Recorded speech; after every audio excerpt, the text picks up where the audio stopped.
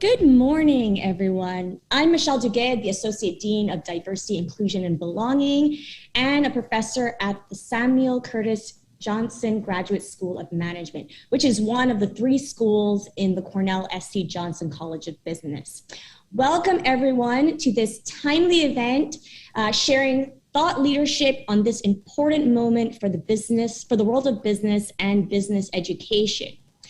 So the old assumptions about how to measure success in business are no longer sufficient, and the modern business community is called upon to do more than just ensure profits. And this perspective has been more and more prevalent. I don't think that we have turned on our televisions for months now without headlines about how organizations have a role in things like promoting social justice, voting rights, sustainability. Just last month, the business community and my dinner table was abuzz with the news that engine number 1 claimed a 3rd seat on Exxon's board. And the process of how that happened seemed like it should be on a series of billions. So we're here today to talk with the Cornell S.C. Johnson College of Business Dean Andrew Caroli, a finance professor and leader in the understanding of emerging markets and advancing the understanding of sustainable finance, along with Judy Samuelson, the founder and executive director of the Aspen Institute's Business and Society program, to explore the emerging priorities of business leaders and those of us responsible for their training. We are welcoming questions in the chat, so please send those as we go along, and we will get to as many as we can coming on to the end. So I'm going to start with you, Judy. Everyone says that we're in this new paradigm. You define these in your book in terms of 6 rules. What are they, and how do we know that the world has really started to shift?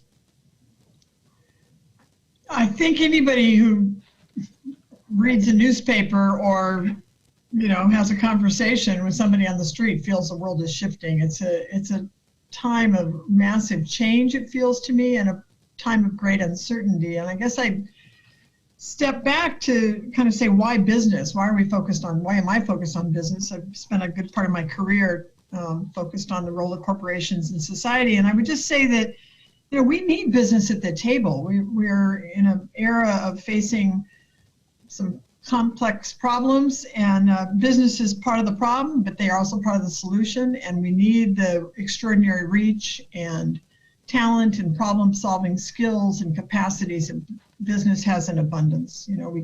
Corporations are created to get things done that you can't do by yourself, and we need that, tremendously need that today. We need business that are both leading and backing up the kind of work of society.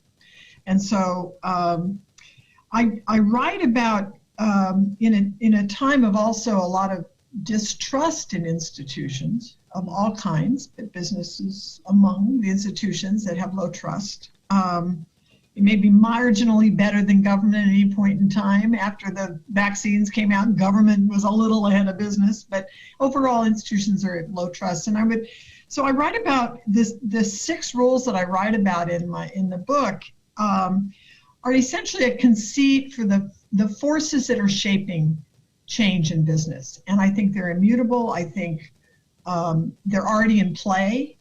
And we can see them if we look at the examples, and I try to write about those examples. But I write about the things like the fact that value today of companies is no longer kind of a bricks and mortar intangibles. I can see Andrew nodding. He's lives in this world, in the world of finance. Yes. But it's got interesting consequences. But what it does say is that what's really making up the value of companies is the intangibles. I'm sorry, I said before the tangibles. It's no longer a world of tangibles, bricks and mortar. It's the intangibles. It is things like trust. It is things like the intellectual property, that kind of wonky word for what it is that business thinks and creates and owns in terms of its idea, the space of ideas. That makes a difference in the valuation of firms, but it's very hard to measure. And so all of these things, talent, the ability to attract and retain talent, and basically the license to operate, these are the things that make up the valuation of enterprises today. And that means we have to be rethinking how we measure and, of course, how we teach about companies and executives are a throw in trying to figure this out and to move forward. So I'll just mention a few other things. Clearly, I write about the purpose of the corporation. We've disrupted that. That is a conversation that is ongoing, and we could talk more about that, but it's certainly not, we're not living in a world where it just kind of, people say the purpose of the corporation is to enhance shareholder primacy, full stop, and nobody questions it. We're in a different place, but there's a lot that's holding the old world in place, and it's about kind of the scaffolding that still embraces shareholders first thinking. And then, the forces of social media and organizing, the ability of people to connect across, geographies and space has thrown a lot of power to the NGOs. And I say today also to the employees. I think the employees today are the new accountability mechanism in business, much more so than consumers, much more so than investors who come in lots of shapes and sizes, including those who are socially inclined, but also those who basically are trading on the moment. And that's a complicated space. We could talk more about that. And then finally,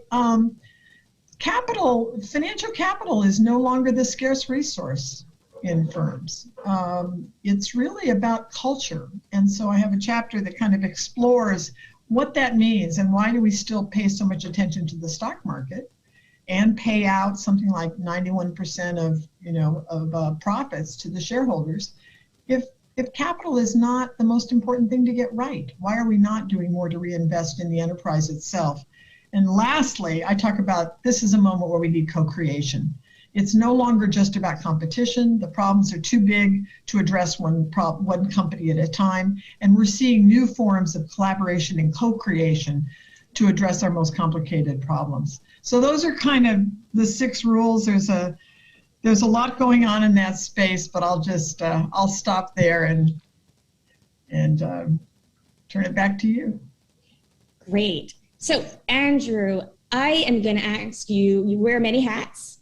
I'm going to ask you to put on that professor hat and someone who is known for their work in the area of finance sustainability.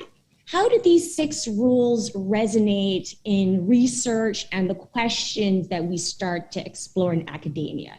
What are researchers and scholars seeing that either aligns or challenges the 6 rules that Judy just talked about? Yeah, good morning, everyone, and thank you, Michelle. I'm so glad Judy is here sharing with us, Michelle. It's really terrific. For years now, Judy's work with the Aspen Institute and the Business Society program has honestly challenged those of us in the academy, specifically in higher education and business. And I would say in a really good way. There's roundtables, small group discussions, conferences, all of them designed to provoke and challenge us to make us think about how we can do things better. One of my favorite quotes that I attribute to Judy, I don't know if Judy accepts this, but is that faculty are drawn to interesting problems, right? As far as scholars and researchers, and they're naturally interested in trying to understand. Of course, first and foremost want to advance themselves and get promoted and tenured. That's of course understood, but they are definitely attracted to these big problems. I can't speak for every scholar out there, Michelle, but I can tell you, what some of the problems that our faculty in our college are drawn to, what they're interested in trying to understand better. It sort of starts with the ethos of Cornell and our Cornell S.C. Johnson College, the namesake, the S.C. Johnson family of businesses. They talk about this distinguished legacy of environmental leadership, for example. You could talk about the respect for the natural environment as one of those intangibles Judy is referring to. It's a company that has a long history of doing what's right for people and the planet. And that ethos, I'm sure of it, is something that attracts the kind of faculty to us at Cornell towards thinking about a sustainable shared prosperity. And that, of course, is exactly what our mission, vision, and value statement is for our college, right? Principled leaders advancing business toward a sustainable shared prosperity. So, and it didn't drop out of the sky, right? It reflects on the research that we see our faculty members engaging in. Operations management scholars focusing on sustainable, disruption resilient supply chains. Real estate scholars working on the built environment and sustainable cities. Our HR and OB experts like yourself, Michelle, studying the diversity of the workforce and management teams for better purpose. Food economists over in our Dyson School talking about the resilience of food production and distribution systems. Accounting and finance scholars, talking about mobilizing capital investment towards mitigation, adaptation to climate change. These are the kinds of big, grand challenges types of questions that motivate our faculty. And then, of course, the logical question next that you might ask is, how do we make this relevant? For decades now, our teaching programs have been all about engaged, immersive, and experiential learning. And it's the way in which we make our teaching relevant, right? We have our Grand Challenges programs in the Dyson School, our Park Fellows Leadership Program in the Johnson School, the Hospitality Leadership Development Program. I love talking about all these. This is my deanly hat now coming out, forgive me. And then, we also kind of practice what we preach when it comes to making a difference ourselves as a college of business. We've got these global education initiatives in Vietnam, helping to launch a new business school at Ben University, as well as our Hanga Azaza program, training the trainers program in hospitality over in Rwanda. So it shows that ethos kind of runs deep, right? Anyways, I can't speak for everybody, but I can certainly talk about my colleagues and what motivates and drives them. I'm going to ask you to keep that dean's hat on. Yeah. And so tell us, I know there's a lot of communication between deans. You have your hand on the pulse of higher education and business in general. Tell us how higher education and business has also changed. Yeah. It's a real, thank you for asking that, because it's something I care about a great deal. So, I just talked about how progressive we are here at Cornell, and we're leading the way forward. But I think a message, Judy would probably agree with this, is that to really make a big difference, to change things, to render that purposeful corporation that she talks about for society, this is such a massive challenge that no single school can actually do it alone. So it has to be a collaboration. Only collaborations win in the end here. I'll talk about one example that I'm certainly affiliated with, and it's a radical collaboration called the Responsible Research in Business and Management Network, RRBM. Look it up, ladies and gentlemen. It's a group of scholars, business and management journal editors, deans like myself, but also NGO and industry leaders. The Aspen Institute is a sponsor and partner as well. From all around the world, and they're working on, what I love to call it is, and I'd love to test, it's actually one of the key chapters in Judy's books. We call it wicked co-creation of knowledge between business and industry. And we talk about what really works is when research, credible and relevant research, which is what we want, is shaped by the acute needs of business. And we talk about successful academy industry partnerships. And there are, of course, lots of examples of failed ones. What doesn't work. Look, I don't know whether we're in a moment of time where we're seeing an inflection point in research and teaching paradigms for business schools. But golly, it sure feels like a frothy time of change. Just like Judy was talking about, this feels like a big time of change. I've not seen anything like this in my 31 years as a business school faculty member. But I certainly have heard about a time back in the 60s and 70s as an example when in my discipline of finance, scholars from maths, physics, and data sciences basically totally transformed the discipline. It was a systems-based shift, kind of a risky cross-disciplinary bet that was all about emphasizing rigor. It's when we started to use the word financial science to describe, and I removed the air quotes that I just put up there. I don't mean that in a pejorative sense. It was truly science, making rigorous science out of what was a very descriptive discipline of finance, and it really changed the way finance is taught and how decisions are made in industry. from portfolio theory to capital structure choice, bank capital management, executive pay, decision making. I'm sensing that there's kind of a reset that's happening now. And what was then a general sense of dissatisfaction back in the 70s among finance scholars about research and teaching rigor, it's kind of the same sense of dissatisfaction among business and management scholars today in terms of pushing us to think about a paradigm that's bigger than, or more than what we had before. Business for making a difference in society. So I don't know. I'd love to hear Judy's reactions to some of that, but I hand it back to you. Yeah. So, your chapter 8 is all about business schools.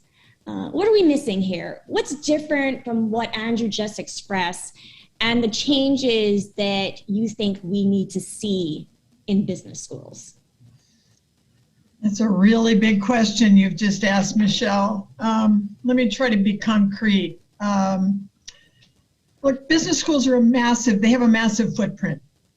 They are the largest, by far, largest degree at the undergrad and the graduate. Well, not by far at the graduate level. I think teaching credentials run neck and neck, something like that. But it's a massive footprint, and people pursue business education for important reasons, because they also largely jobs, right? That's where they believe that's the shortest trip to being employed. But it's also, I think increasingly we're seeing it in the MBA population, that people approach business education for lots of reasons. They want to understand how to get things done in the world. In a world of complexity, they want to understand how do they deploy, how do they manage, how do they move forward? And this is something that business schools deliver in spades. They are, in fact, within university campuses, the most kind of polyglot parts of universities, where they have multiple disciplines that convene in one school, where if you look across the expanse of that picture behind you, I assume that that's a Johnson School, I haven't been there in a long time, that there's, you tend to have disciplines that, it's just economists in the economics department. But when you come to a business school, you have sociologists and anthropologists and political sciences mixing it up with people in other disciplines. And so, and of course in your domain, Michelle, which is increasingly important, I think, in the expanse of business schools. But let me mention specifically, I think, one area where we really need to rethink, and a couple that I think we need to double down. And one is, I really do believe that if you test what students are learning, not just what we don't just ask the question, what are they being taught, but we ask, what are they actually learning? They're still learning that the shareholder is the center of the kind of articulation of what's measured and what matters in business schools. And we have our own little tests. We have interns that come in, and then they hire young people, and they go off to get their MBA. And we always get these texts, from them in their first finance classroom. And they go, oh my God, they really are teaching shareholder primacy here at blank school. So we know it's alive and well. It's alive and well in business as well. And so what is the work that would happen to actually reposition shareholder primacy as one way of thinking about success, one way of measuring in a much more complicated domain? It was adopted in the 80s. It grew very quickly, in part because it's reductive, simple, and easy to teach.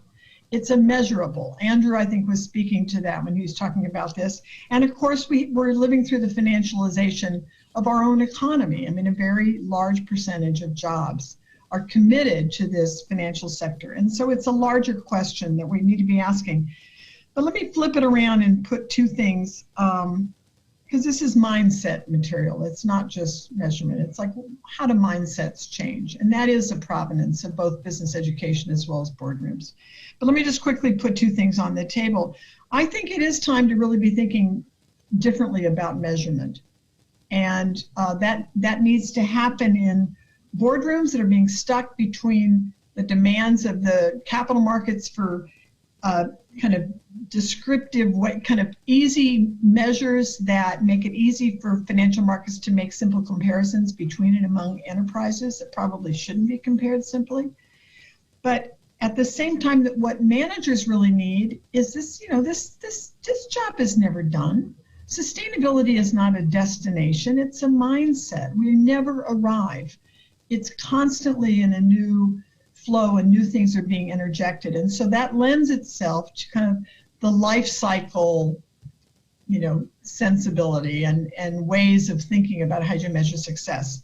It lends itself to thinking about complexity, not simplicity. And you've got a wonderful sustainability center there. I'll mention Mark Milstein, who we've worked with for decades. It's been a while since I've seen him, but these are other ways that need to be. The tenure system works against that because, as Andrew pointed out, is an important piece of the system. And this is complex systems change. The other thing that I think I would put on the table is new ways to think about the employee-worker piece of this puzzle for two reasons. Executives listen to lots of different people, but the workers have kind of taken on a greater importance during COVID than we've heard for a long time. And I think we need new ways of thinking about how we talk about it in business schools, and it's not that clear where it belongs. It doesn't happen in HR, which yes is talking about DEI, but isn't really thinking about the complexity of what makes up an enterprise in the same way that I think I'm talking about. Employees they're both the inside and the outside. In the world today, there's no longer easy boundaries between work and home. We're all living this during COVID. And of course, aimed with all of the tools of teamwork and, Microsoft, this and that to make us more efficient. These are all enablers of employees to come together around concerns that are not necessarily the provenance of the business per se, but speak to the larger world that we all inhabit. And this mixing of worlds is being heard loud and clearly in business, where employees are turning around and saying, this is what we expect of our enterprise. And in some respects are changing and calling for CEOs to be on record and to speak more clearly to this. And then there's simply the fact that workers aren't getting their share. 91% is going to shareholders. That leaves very little to reinvest. We know that's not a long-term good play. It's not something, however, that the capital markets reward. That's a conundrum, and I think it's a great domain for business schools to get more interested in. So Andrew, I'm going to turn to you. As business schools, how can we do better? Oh, it's a great question. And you think about what Judy just said. Businesses are putting pressure, the community, the environment around businesses are putting pressures on the executives to change and think and do better. Leaders in business organizations are looking to their education, the education that leads into those in this track to do better in turn. No single one school can do it by themselves. So an example, how can we do things better? Well, this Dean's Network, there happens to be a Dean's Network within the RRBM, the Responsible Research for Business Management network that I was mentioning. It's a working group among senior associate deans. And what they're doing is thinking about how to change the incentives for faculty members through the annual review process, through the faculty advancement process, promotion, tenure process, to recognize the importance of being acutely attentive to these changing needs in business writ large.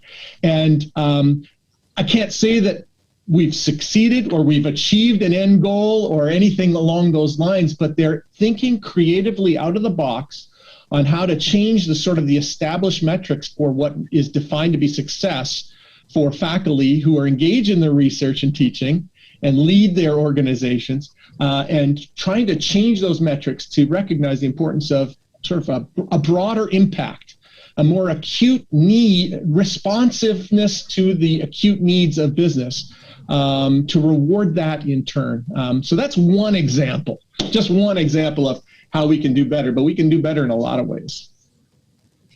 So how do we educate and engage and encourage students, either undergrads, master students, or PhD students who will become faculty members? Judy, do you want to go first? I'm going to give that to both of you. First of all, I'm glad to be having this conversation with Andrew. And, though I can't see any of you, know that I'm in part right for this moment of a community that really I mean, John's has always been, both the company and the business school, I think have always, as Andrew said at the beginning, had kind of built this a bit into the DNA. The extraordinary work on leadership. One of our advisory board members is John Renahan, who I believe was a Park fellow in his time at Cornell. But, this is an institution like many well-supported institutions that have incredible capacity to bring to bear. And so I think part of the puzzle is trying to figure out how we unlock the more narrow focus of disciplines and create the more integrative thinking that is required. And I know that's hard to do. I recall a moment many years ago. It was one of those epiphany moments where I was visiting with a then junior scholar at NYU, and he was up for tenure, and he was working on the silicon chip industry and the environmental consequences of that. And he was somehow, I think, in accounting, and his tenure committee was, he wanted this polyglot tenure committee, and they're like, "What are you talking about?" And he goes, this is not just a question of accounting. This is a more complicated question. And of course, I speak to not just accounting, but I speak to X, Y, and Z. And I remember thinking, wow, that's a redesign problem. It's within our resources to figure it out, but it's going to require breaking down some real barriers. And so, I think faculty, listening to faculty may be part of the question, but I also think students are a untapped resource here. They come to the table in many, many cases with greater knowledge of some of the contemporary ways of thinking and acting. And this is not just airy-fairy stuff. I hope the audience is not getting the impression that we're talking about things that don't rebound to the success of the business or cost the business. We are not in just a win-win world at this point. There are real trade-offs involved in the decisions we're making. There are going to be winners and losers, and then that, of course, is the role of government to make sure that we're supporting those who have the greatest needs. So I think it's a complicated question, but I guess I would just say that I think, the school here has a lot to bring to the table, and I appreciate Andrew's interest in his deep interest in collaboration across institutions and his peer group to kind of open up this space in a new way. Yeah. Can I just offer a glimmer of hope here in a sort of a personal story? So before I was in a dean role, I was executive editor of the Review of Financial Studies, one of the top journals in finance. And about a few years into my term, this is about 6-7 years ago, I was doing some work with the Norges Bank Investment Management, which is the Norwegian Sovereign Wealth Fund, one of the world's responsible investor, and another organization, Accounting for Sustainability, one of the Prince of Wales charities. And they were pressuring us to start thinking about issues related to climate change in the field of finance, recognize the importance of the need to mobilize capital and change mindsets, as Judy was saying. And they were challenging us as editors, as me as an editor, saying, why is it there's no research in the finance journals on this very, very essential topic? What's going on? Where's the mismatch? And we decided to take on and create a competition for spots in one of the issues of the journal to focus on this topic, to basically elevate its importance, to draw people out, to incentivize them to do work in this area of sustainable finance or climate finance. Well, guess what? They showed up. Over 100 plus proposals for those very, very rare spots. But here's the favorite part of the story, and it's very, very correlated with Judy's story about that faculty member aspiring to break new ground in their research. Over 70% of the proposals that came forward were from young faculty members and PhD students. They were the ones that saw the light in the importance of this topic. They were aware. More so than some of our seasoned and more established scholars in the field. It was just so exciting to see. So that's the sense of optimism that I want to share with you about sort of how scholarship might be evolving now and in the near term. Well, I think it's, just to respond to that, I think that it's absolutely critical if we're going to attract the breadth and depth of our talent base out there, that we make sure that the questions that are relevant to getting tenure are in fact speaking to some of these broader and deeper questions. You know, to quote Sally Blount, who was on our advisory board, the former dean at Kellogg, said, it's the education of our citizenry to a very great degree, given the scale at which business schools operate. And we simply need business education to be as robust and broad as possible. That is our job. Yeah. It's great words. They resonate big time, right? So from my scholarly perspective and research, I do research in the area of creativity as well as status and stereotyping. And of course, as my role of Associate Dean of Diversity, Inclusion, and Belonging, I'd like to take the moderator's prerogative to focus on how these new rules impact our thinking about and dealing with marginalized communities, and how we think about these responsibilities in a global context. Judy, Andrew, anyone can jump in. I'll give one example. I think it's a complicated question you're asking. As usual, you seem to have a lot of complicated questions, Michelle. I hope you... Not going easy on y'all. But, you know, we have a project underway in the Business and Society program, which I lead at the Aspen Institute. That's run by my colleague, Miguel Padro, which is around worker voice. And, you know, workers have, you know, with the decline of unions over many decades, you know, there's new noise coming from that domain. But, you know, we need to recalibrate. And one domain, for example, one of the things that has been encouraging to me is that as we see employees organize, as Google employees did a couple of years ago, one of the things that is kind of in their in the domain of where employees are agitating, and these are, you know, pretty well-heeled employees at Google, you know, a lot of engineers, et cetera, is they're also speaking to the kind of questions about why are we putting so many jobs to contract? Why are we taking, you know, reducing payroll and then increasing contracts? You know, contract workers may be doing the same thing as somebody else next to them in the next cubicle, but no rights, you know, may have to go on and off the job to not be deemed a real employee, and you know, less opportunity to advance and to kind of get on to the, you know, to open up economic opportunity that is really connected with the enterprise, not with being an outside contractor. And that's an interesting question. I think there's a lot of blind spots that exist in the executive suite in this kind of world of talking about, you know, stakeholder land here. I don't love the term, but this idea that we need to manage to multiple objectives here. Of course we do. These are complex enterprises. A manager isn't worth his salt or her salt that can't manage and multitask. You know, that's involved in doing that. It's not a single objective function that's going to lead us out of this. And so how we actually practice that in boardrooms, we're at a moment, a real reset moment. And I think we'll see a lot of change coming out of COVID. And as we move forward in terms of making sure we have the right people at the table to start to connect the dots between what's healthy for society and what's healthy for the business. Business cannot succeed in a society that's not healthy. And I think that's why we're starting to see so many executives speak out on these questions. Yeah, the only thing I would add, Michelle, is, I'm going to talk about the chapter of Judy's book on the 6 new rules of business that really resonated with me was what she was talking about earlier on intangibles. And by the way, for those listening, she's not talking about traditional measures of intangibles like goodwill and patents and intellectual property she mentioned. It's not the kind of things that accountants typically measure. She's talking about human capital qualities there: trust, loyalty, reputation.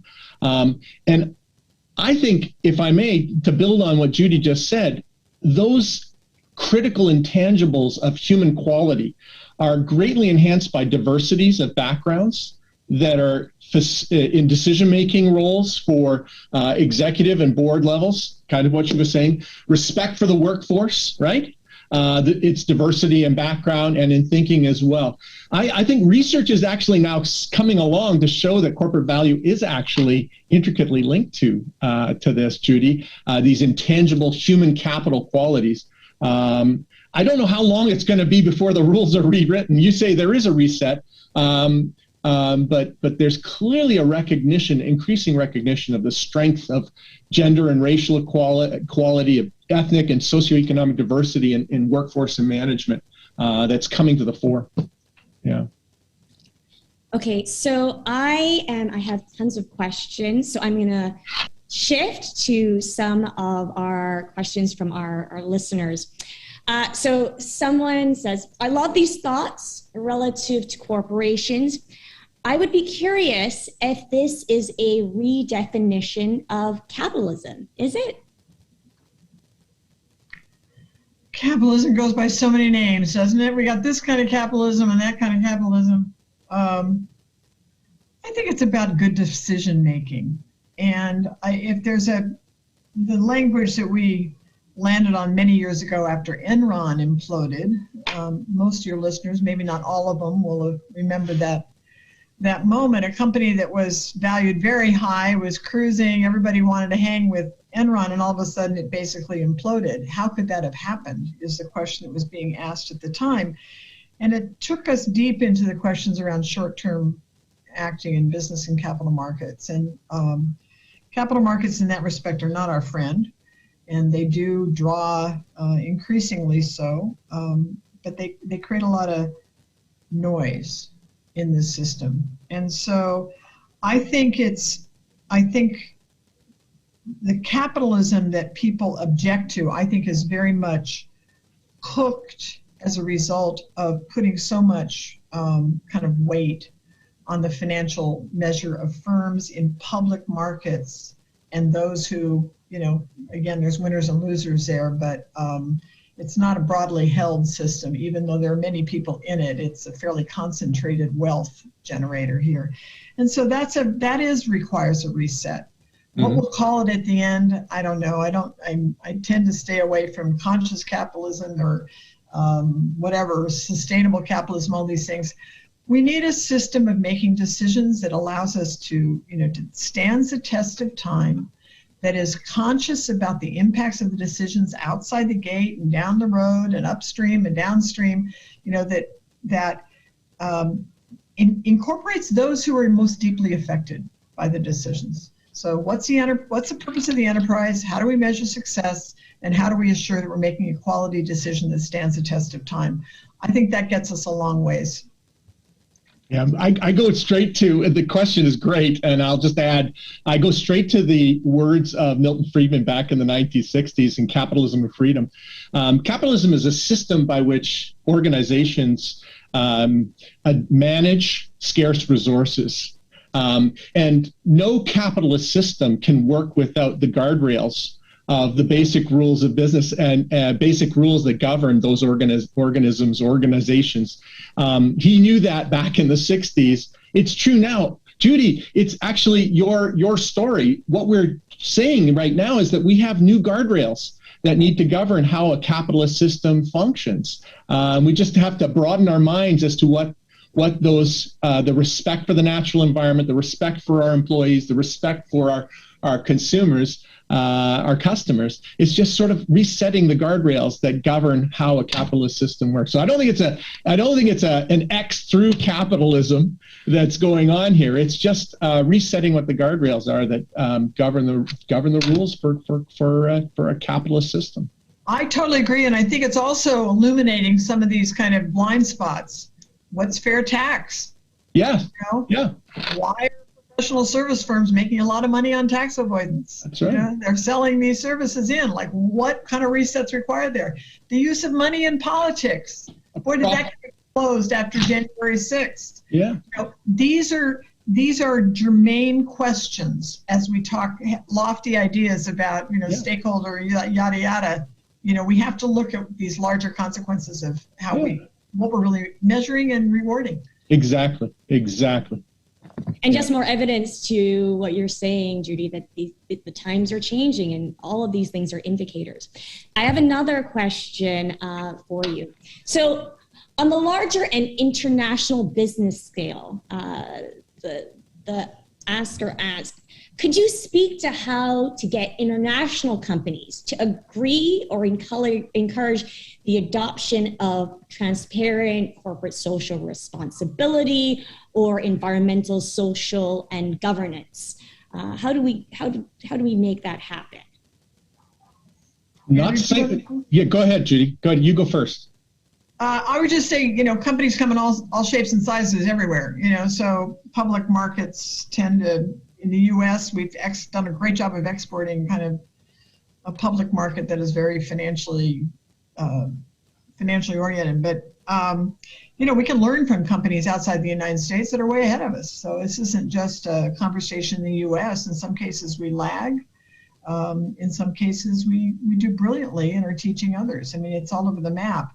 But I think that, I had another point, but I forgot what it is. So over to Andrew. Well, I'll just say, no single society, country, and this is a international financial markets guy talking, so forgive me, but no single country can represent here their values in what will be the optimal harmonized standards to govern ESG, environmental, social, and governance related investing. This is clearly going to be a coordinated response that's going to guide all of this. It's impossible not to have, in my mind, it's impossible for us not to have a global mindset to address where that is going to be. Talk about a frothy time. We have almost 600 plus commercial vendors of ESG rating systems right now that are trying to jostle for the forefront of the minds of investors all around, institutional and retail investors all around the world. There will be some consolidation in this marketplace. We will see some harmonization, some clarity that will be coming very, very soon. There will be some winners. There will be some losers along these lines. Society is demanding this. They want it. They want it, right? Go ahead, finish your thought, Judy. I absolutely, and an example of this, and I do write about this, and so I hope the book may be of use on this score. It takes us back to the role of corporations and the globally significant enterprises. Take a McDonald's. McDonald's ends up being the arbiter because of its reach and its extensive supply chain. Mm-hmm. So it operates in some way, shape, or form everywhere. Yeah. If not as a retail establishment, through its complex supply chain. Yeah. It takes it, so it takes an industry like beef and how we create beef that's sustainable and is not a huge contributor to carbon, and that's a complicated question. And who better at the table in some respects with business working in consort with those environmental organizations that have deep knowledge about it. They end up creating essentially a co-creation opportunity here, which requires the whole supply chain to be. I don't want to talk about this. Isn't simple. But it started down the road. The question is opened up, and we see this over and over again with massively important enterprises like Walmart. And what has happened as a result of them assembling their supply chain? They've done the easy stuff. They're working on harder stuff now. And this is part of this puzzle. This is why I get so excited working with business. Yeah, couldn't say it better. Yeah, multinational corporations, for all their challenges and evils that people have pointed to, are an global integrating force and can be a global integrating force for good. And that's what I think you're emphasizing. I love that. I love that message. Yeah. All right, here's another one. How do we transfer this knowledge into the hospitality arena, which, as we know, is a specialty of the College of Business as well, when it appears that the changes that happen were not anticipated at the start or even in the middle of the worst of the pandemic? So can you speak to how do we transfer some of the things we're talking about into the arena in the industry, a specific industry like hospitality? Yeah. So, I mean, what's uniquely special about hospitality, well, has many things. I'll take the first crack at this, Judy, if I may. Please. Is that as a services-oriented business, it took a big hit during the pandemic and is now rebounding slowly, but coming back. But there's so much more common, I think, with these overarching issues with respect for the natural environment and employees and diversity of views within management and the boardroom. Those are prevalent in the hospitality industry like they are in so many other sectors. I think that maybe, just maybe, the intensity of the decline during the pandemic and the rebound that will be there, the more dramatic and more acute rebound that will be there in that industry, may put the hospitality sector into the forefront. The services management and hospitality business may be in the forefront of advancing some of the kinds of things that Judy and I have been talking about today. It may be that way. Yeah. Okay, just double down on the employee side of that. I think it's a clear piece of the puzzle. They are the front line, right? This is where you actually experience customer service. This is where you actually experience hospitality, is in the connection of those who work there. Yeah. Okay, so we're coming on to the end. So just, I'd like you just to take a minute to talk about what you want business leaders to know as we wrap up today. Judy, do you want to start? I probably said enough on that score, but I guess I'm drawn back to be in the environment of a business school. And one of the connections I think we need to reinforce is the relationship with our own recruiters, in a school. They also set a tone. And I think it kind of is incumbent on companies when they're reaching out to make sure that in their recruitment, they're not setting a different kind of objective than they are speaking to when they're speaking, CEO voice, speaking to the big questions and to their employees. And so we do see this disconnect. It's a natural thing to want entry-level staff to have specific kinds of skills because a recruiter is often looking to replace themselves. And that is, it's not solved. And I think it's one of those domains where both we need more attention paid by recruiters, but also by the business schools to maybe kind of get interested in what's going on in the quiet of a recruiting interview and what are the messages that are being heard about what matters most that then reverberate for faculty that make it harder for the change that we know is needed for society to advance to take place. It's a trade-off. Yeah, that's a really good message. So I would say, I'll build on that if I can, Michelle, and my closing thought is, my friends out there who are leading businesses, big, medium-sized, small, medium enterprises, need to know that we business deans and dean types in higher education, we're listening to them. We invite CEOs, CFOs, CIOs, HR directors to communicate and collaborate with us as partners in change. The magic words for me, if I could, to share out there is wicked knowledge co-creation. We can do this. Businesses need to continue to put pressure on business schools to deliver the goods, and we welcome it. Thank you so much. Thank you, Judy. Thank you, Andrew. Thank you to our audience for answering these tough questions and helping us grapple with these tough issues for business leaders. Have a great rest of your day. Thank you, Michelle. Judy, it was fantastic. Likewise.